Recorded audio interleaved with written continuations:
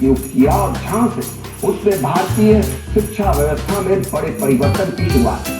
Governor William Bentinck ने Macaulay की report के आधार पर अंग्रेजी शिक्षा अधिनियम 1835 पारित किया, जिससे भारत में आधुनिक ब्रिटिश शिक्षा की नींव रखी। मैकाले ने साफ कहा कि शिक्षा का जो माध्यम है वो अंग्रेजी होना चाहिए, क्योंकि उनके मुताबिक अंग्रेजी भाषा में ही विज्ञान और आधुनिक ज्ञान प्राप्त किया जा सकता है। उसने अंग्रेजी शिक्षा अधिनियम के जरिए संस्कृत और अन्य भारतीय भाषाओं को अलग थलग कर दिया।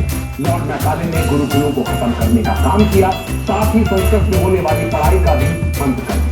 संस्कृत भाषा में चलने वाले गुरुकुलों की जो मान्यता थी उसको देने से इनकार कर दिया गया। इसके बाद से ही अंग्रेजी मीडियम, सिलेबस और स्कूलों, खासकर कॉन्वेंट स्कूलों की व्यवस्था शुरू हो गई। तो आज तक चली आ रही है। यही वजह है जिसे गुलामी की मानसिकता वाली शिक्षा की व्यवस्था कहा जाता है। मैकाले ने सिर्फ उच्च और मध्यम वर्ग को शिक्षित करने पर जोर दिया ताकि वो आम भारतीय जनता को अंग्रेजों की तरफ प्रभावित कर सके।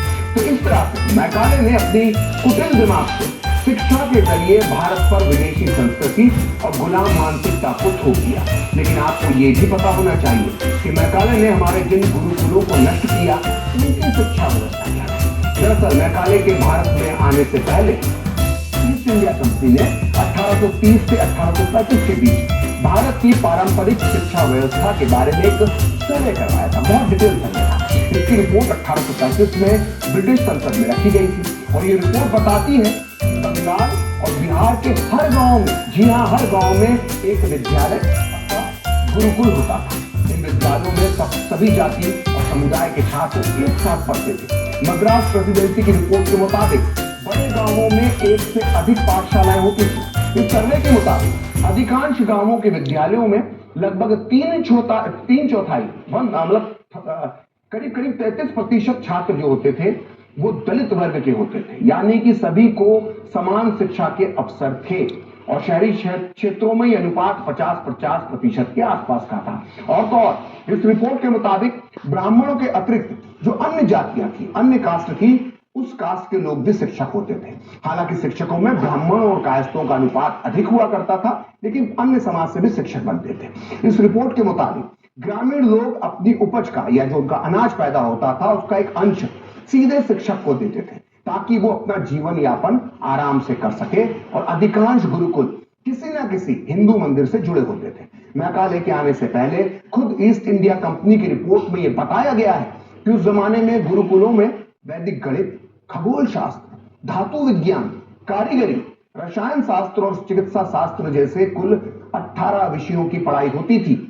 इसमें औषधि विज्ञान और शल्य क्रिया का भी विषय शामिल था, यानी उस जमाने में सर्जरी और मेडिसिन की भी पढ़ाई भारत में हो रही थी। लेकिन मैकाले और उसके ऊपर बैठे अंग्रेजों को यह सनातनी गौरव बर्दाश्त नहीं हो रहा था। वो जानते थे कि ये गुरुकुल एक दिन अंग्रेजों की बर्बादी का कारण बनेंगे। इसलिए मैकाले को भारत लाया गया और उसका लक्ष्य एकदम स्पष्ट था। वो ऐसे भारतीयों को तैयार करना चाहता था जो अंग्रेजी बोल और समझ सकते हो, जिन्हें ईस्ट इंडिया कंपनी में क्लर्क बनाया जा सके। वो ऐसी शिक्षा व्यवस्था चाहता था जो कि भारतीयों को उनकी जड़ों से काट दे। वो ऐसे लोगों को तैयार करना चाहता था जो चेहरे से भले ही भारतीय हो, लेकिन उनकी सोच अंग्रेजों के हिसाब से रहे और ये ब्राउन इंडियन ब्रिटिश शासन को मजबूत बनाए रखने में सहयोग करे। मैकाले ने अपनी सोच को एक पत्र में प्रकट किया था। यह पत्र उसने भारत में आने के बाद कोलकाता से अपने पिता जैकरी मैकाले को लंदन में लिखा था। 12 अक्टूबर 1836 को लिखे गए इस पत्र में मैकाले जो लिखता है उसमें उसकी धार्मिक कट्टरता वाली सोच भी सामने आती है। वो लिखता है कि मैं जो नीति अपना रहा हूं उसे मैं केवल राजनीतिक नहीं बल्कि धार्मिक और नैतिक कार्य मानता हूं। भारतीयों के पास जो भाषा है वो आधुनिक ज्ञान के लिए किसी भी तरह का उपयोग नहीं रखती है। मैं कह सकता हूं कि यूरोप की साधारण सा साहित्य भी उन सबसे कहीं ऊपर है। मैकाले आगे लिखता है, यदि हमें इस देश को यानी भारत को बदलना है तो हमें इन्हें अंग्रेजी के माध्यम से ही ज्ञान देना होगा। हम एक ऐसा वर्ग तैयार करेंगे जो हम अंग्रेजों और करोड़ों भारतीयों के बीच सेतु यानी पुल का काम करे।